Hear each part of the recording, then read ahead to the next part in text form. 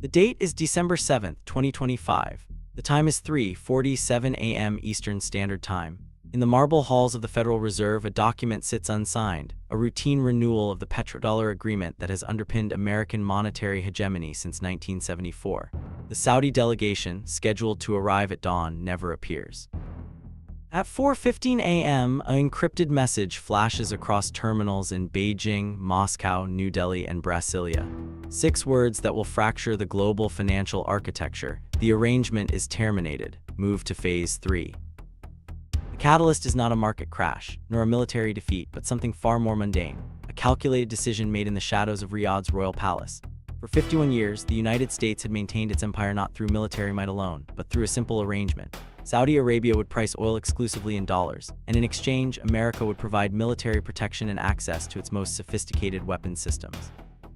This arrangement, formalized in 1974 when gold convertibility had already collapsed, created what economists termed the petrodollar recycling system, forcing nations worldwide to hold dollars they neither wanted nor needed, simply to purchase the lifeblood of industrial civilization. The numbers tell the story of this quiet Monday morning. At 57.74% of global reserves, the dollar's dominance had already eroded from its 65% peak a decade earlier. Gold, that barbarous relic as Keynes once called it, traded at $3,864 per ounce, up from $1,950 just 12 months prior GLD data. The American national debt stood at $36.7 trillion, representing 98% of GDP, a burden that would have seemed fantastical to the architects of Bretton Woods, who had designed a system based on gold convertibility and fiscal rectitude. But numbers alone cannot capture the psychological moment when confidence fractures. In currency markets, confidence is not merely important, it is everything.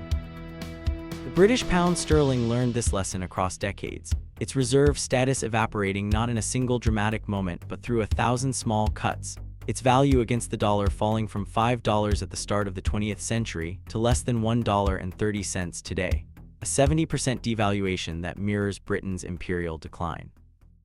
At 5:30 a.m., as Washington stirs to life, the first tremors begin. The Saudi Arabian Monetary Authority begins transferring its $750 billion in U.S. Treasury holdings to a newly established sovereign wealth fund denominated in a basket of currencies. The operation is surgical, executed through shell companies and intermediaries to mask the true intent.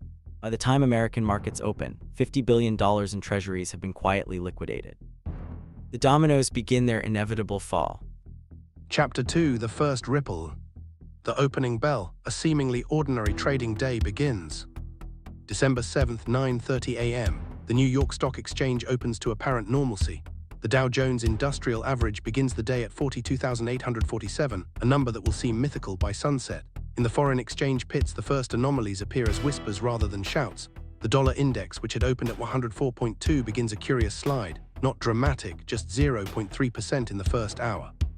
Enough to notice, not enough to panic.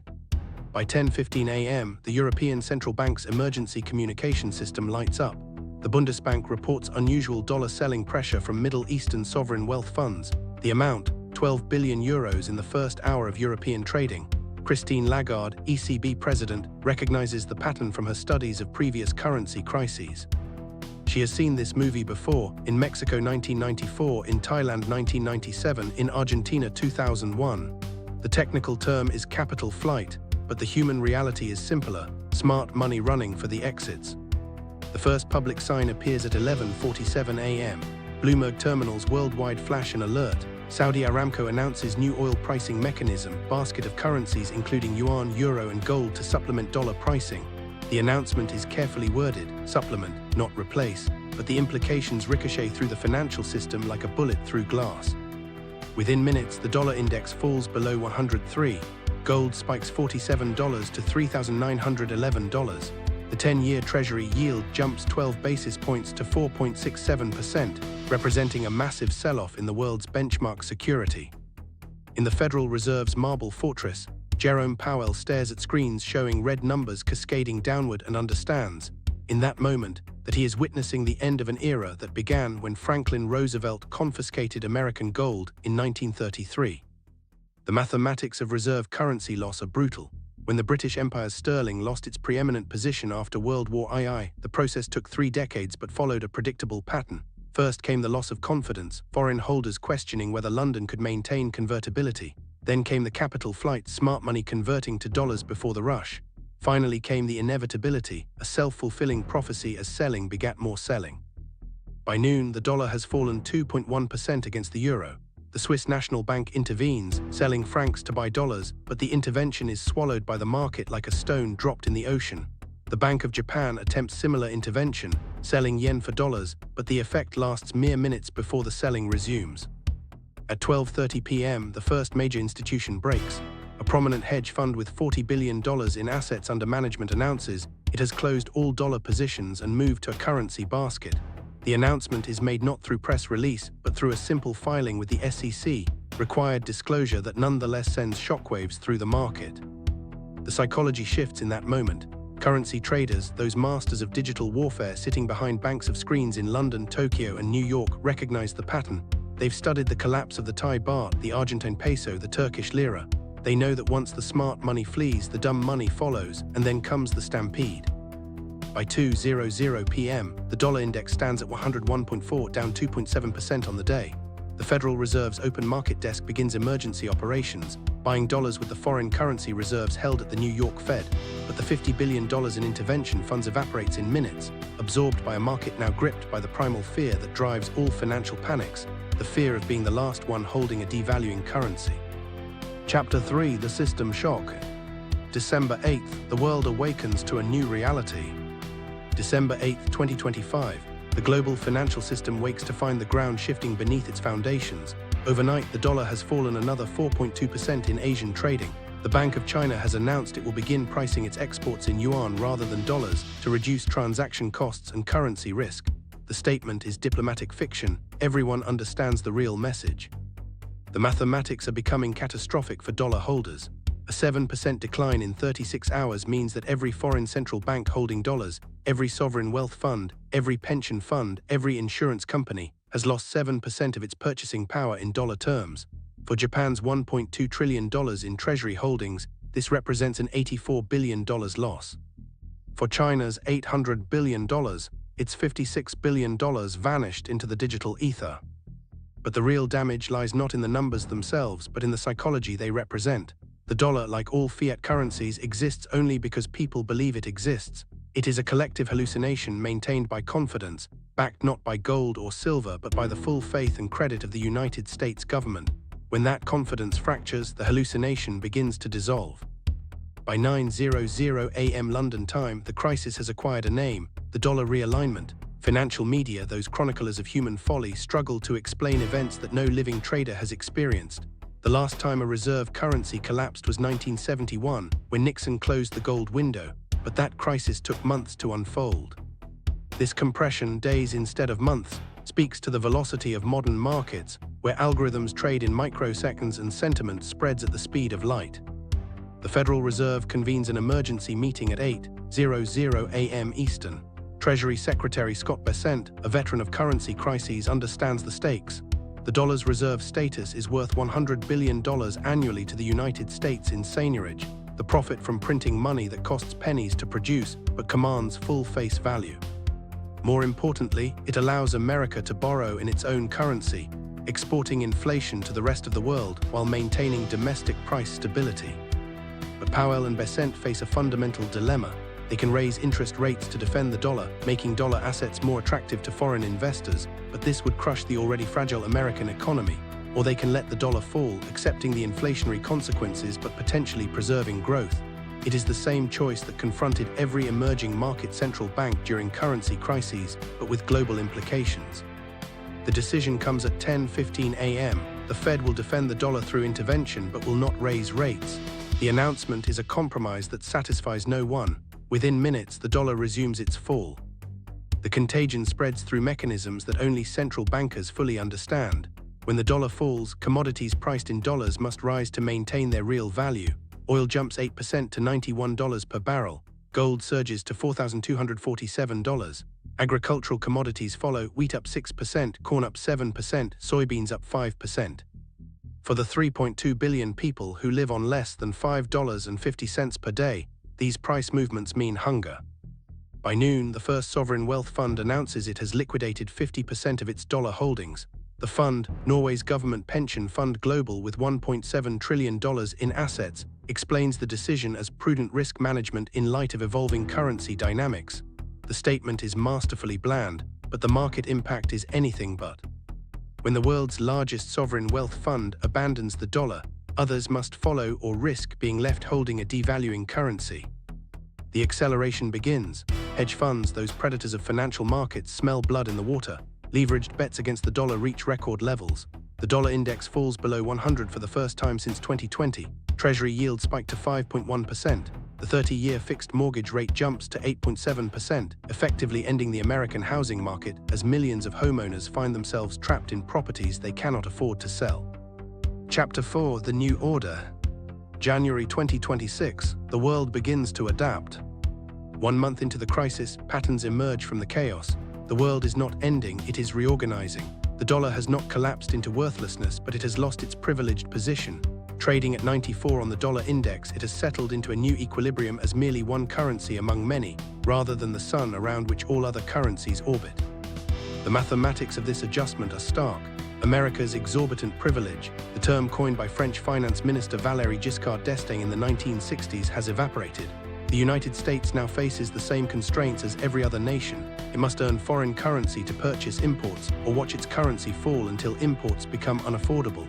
The era of printing dollars to buy the world's goods has ended. The Federal Reserve has spent $400 billion in foreign exchange reserves defending the dollar, funds that accomplished little beyond delaying the inevitable.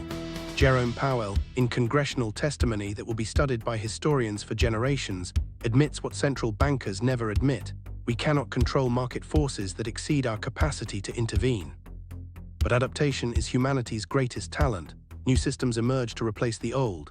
The BRICS nations, Brazil, Russia, India, China, and South Africa, announced the formal creation of a currency basket backed by gold, commodities, and a weighted average of member currencies. The new unit, dubbed the BRIC, deliberately singular, begins trading at parity with the dollar but immediately appreciates as traders recognize its superior backing. The transformation of global trade happens with remarkable speed. China, which had been quietly preparing for this moment for years, begins invoicing all exports in yuan. The impact is immediate. Nations wanting Chinese goods must now hold yuan, creating demand for the currency that had been artificially suppressed for decades. Within weeks, the yuan has appreciated 12% against the dollar, while the euro has gained 8%. Oil markets undergo their own revolution. The petrodollar system, that ingenious mechanism that had forced nations to hold dollars simply to purchase energy, fractures along geopolitical lines. Saudi Arabia, having initiated the crisis, now prices oil in a basket of currencies. Russia, already largely de-dollarized, insists on ruble payment for its energy exports. Iran, freed from dollar sanctions by the system's collapse, begins selling oil for gold. The economic impact on the United States is severe but not catastrophic. The dollar's 15% decline makes imports more expensive. Oil hits $110 per barrel, raising gasoline prices to $5.80 per gallon. But this inflation, while painful, is not hyperinflation. It is the reasonable price of adjustment from empire to nation-state, from exorbitant privilege to normal country. American manufacturing, long hollowed out by an overvalued currency, begins to revive. The dollar's fall makes American exports more competitive. Steel mills in Pennsylvania restart production. Textile factories in South Carolina rehire workers. The process is slow, factories cannot be rebuilt overnight, but it has begun. The Dutch disease that had afflicted America since 1971, the phenomenon where currency strength hollows out domestic industry, begins to reverse. The financial sector faces a different reality. Wall Street, built on the foundation of dollar dominance, must relearn basic mathematics. Without the ability to borrow in the world's reserve currency, American banks face higher funding costs. The interest rate on 10-year treasuries stabilizes at 6.2%, high by recent standards but historically normal. The difference is that America no longer sets the global risk-free rate. It must pay market rates like any other borrower. Chapter 5: The Legacy. December 2026, 1 year later. 12 months after the crisis began, the world has achieved a new equilibrium. The dollar trades at 88 on the dollar index, down 20% from its pre-crisis level but stable. More importantly, it has lost its role as the global unit of account. International trade now occurs through a patchwork of currency arrangements. Yuan for Chinese goods, euros for European products, a new BRIC basket for commodities, and even gold for certain transactions. The transformation of America's global position is complete. no longer the indispensable nation whose currency underpins the entire system, the United States has become merely the largest economy among many. The psychological adjustment proves more difficult than the economic one. Americans must learn to live within their means, a concept that had become foreign after 50 years of monetary exceptionalism. The statistics tell the story of this new reality.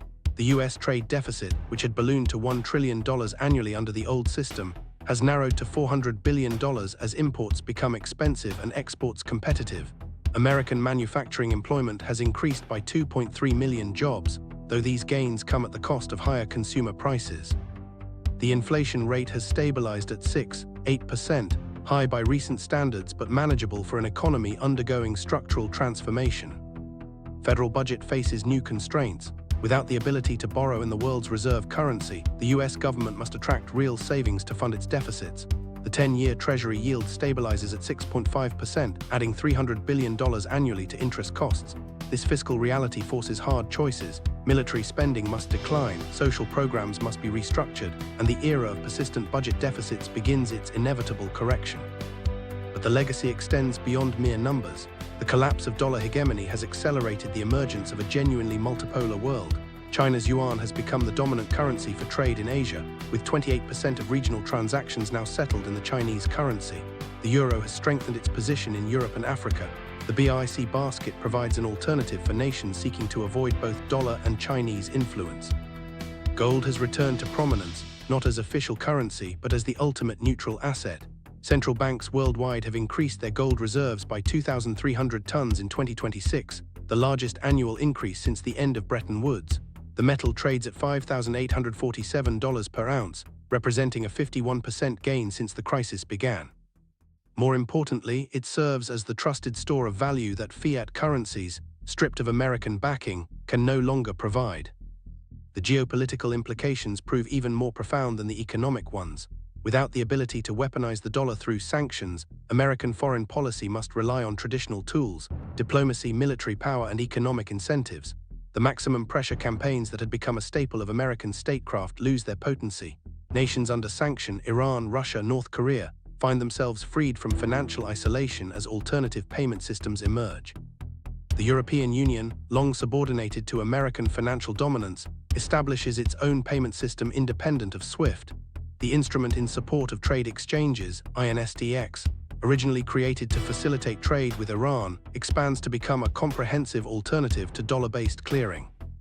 Russia and China deepen their own systems, the SBFS and CIPS respectively, creating a parallel financial architecture that processes $8 trillion in transactions annually by year-end. Chapter 6: The Long Descent. 2027-2036, the decade of adjustment. The transformation of America's monetary position does not end with the initial crisis.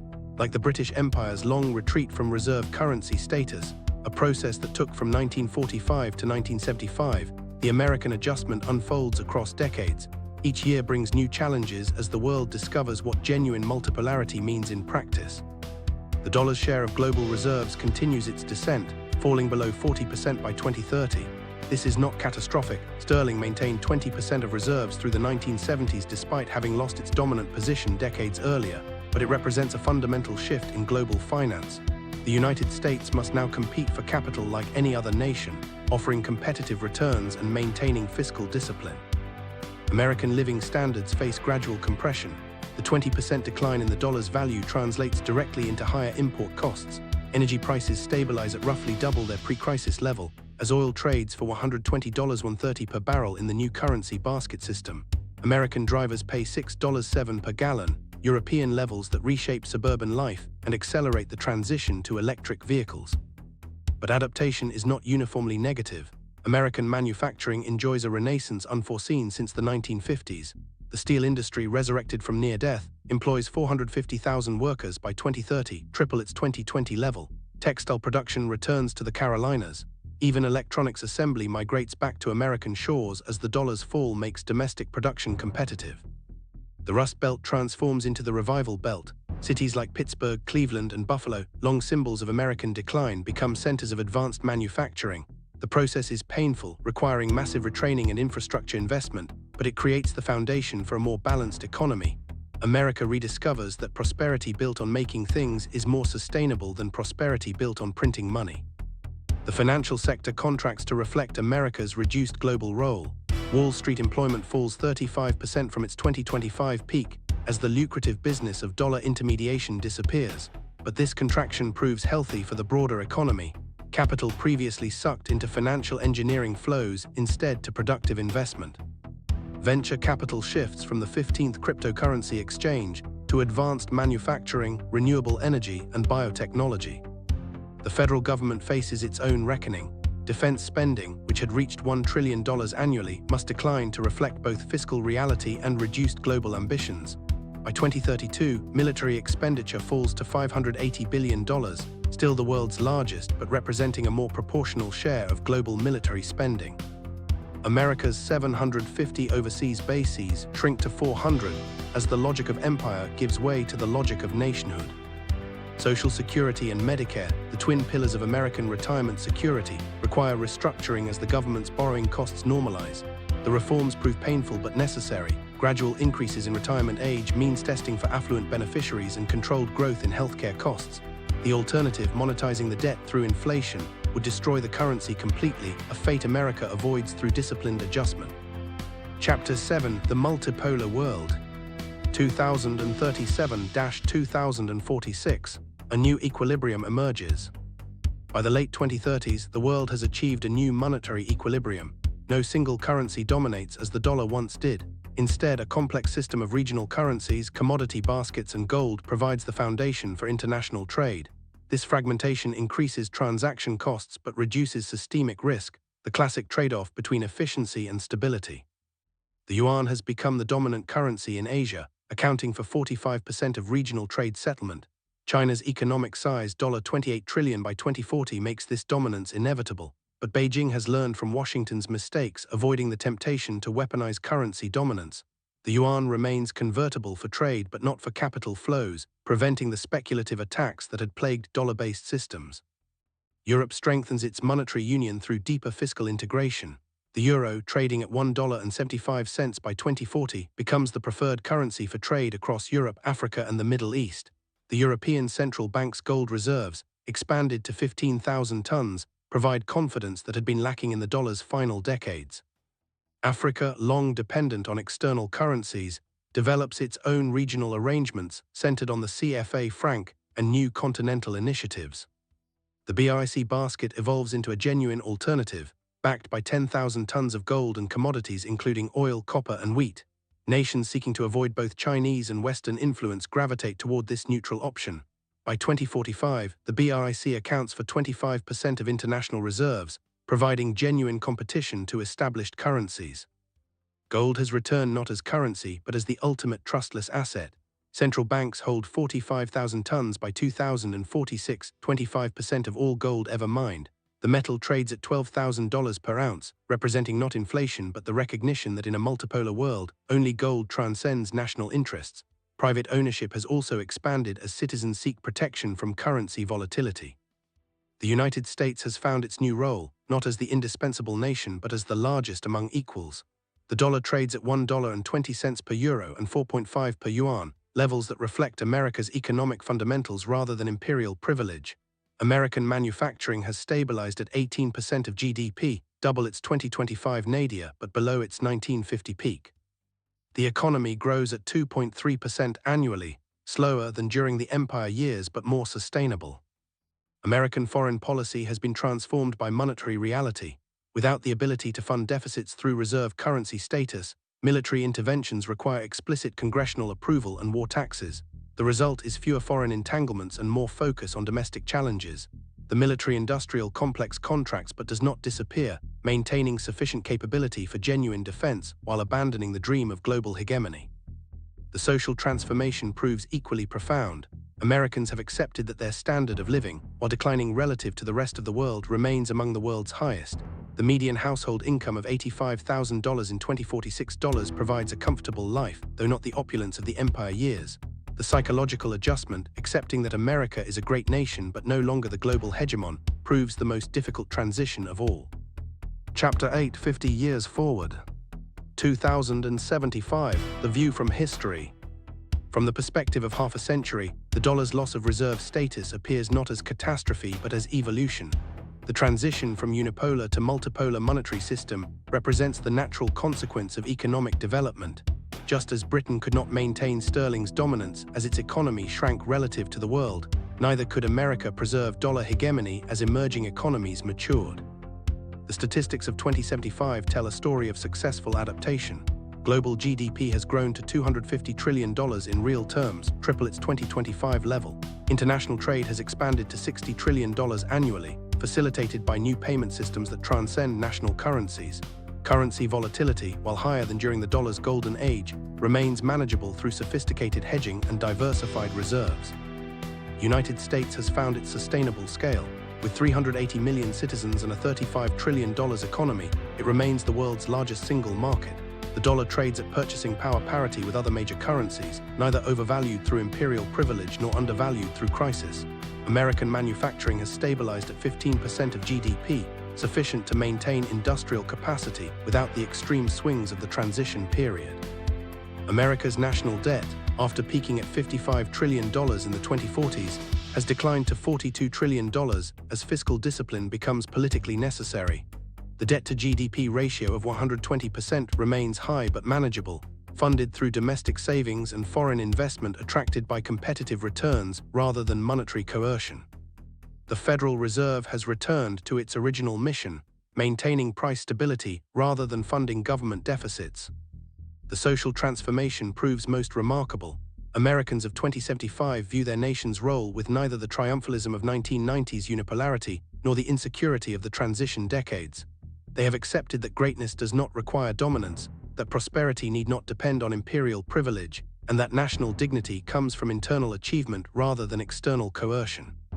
The multipolar world has not eliminated conflict but has changed its nature.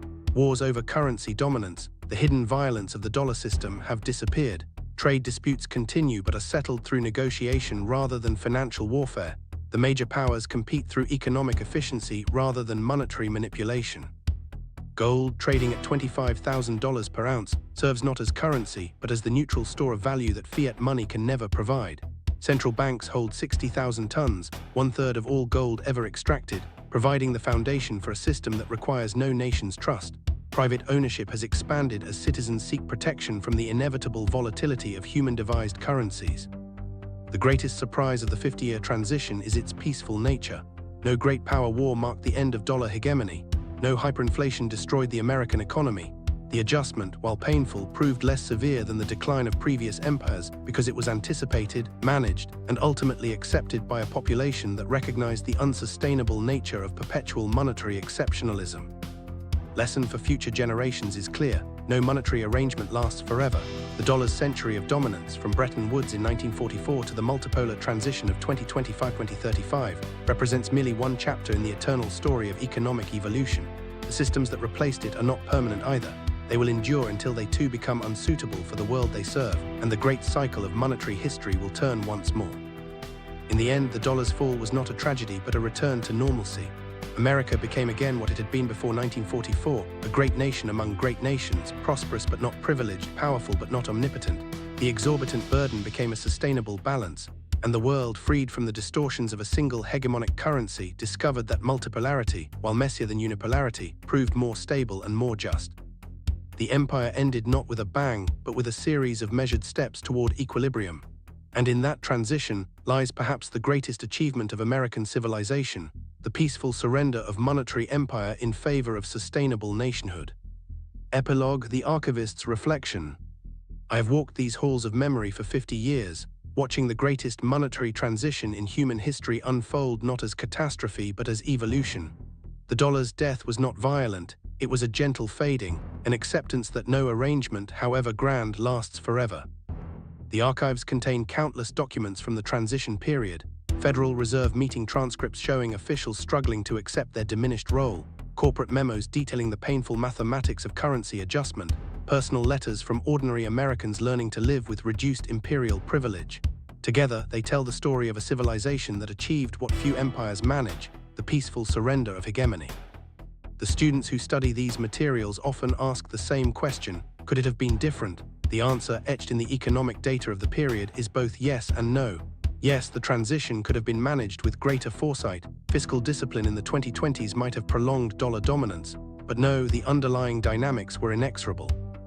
As China grew to represent 20% of global GDP, as Europe integrated more deeply, as emerging markets matured, a unipolar monetary system became incompatible with multipolar economic reality. The true lesson of the dollar's fall lies not in the specific mechanics of reserve currency loss, but in the broader principle that all human constructs are temporary. The gold standard lasted a century. Bretton Woods survived 3 decades. The petrodollar system endured for 5.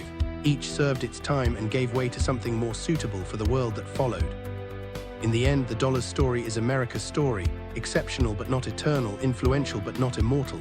It rose with the nation's power and fell with its relative decline, following the same arc that sterling traced a century earlier. The transition was managed not perfectly but adequately, and the world that emerged was not utopia but something perhaps more valuable, a sustainable equilibrium. The archives will preserve this tale for those who come after, that they might understand how the greatest monetary empire ended, not with apocalypse but with acceptance, not with chaos but with adaptation, not with tragedy but with the quiet dignity of a nation learning to live within its means at last. This speculative documentary script, grounded in current economic data and historical precedent, projects a plausible scenario for the dollar's loss of reserve status. While fictional, every event is supported by economic theory and historical examples from previous currency transitions. The timeline compresses decades of potential change into an accessible narrative format, while maintaining the logical progression that characterizes real-world economic transformations.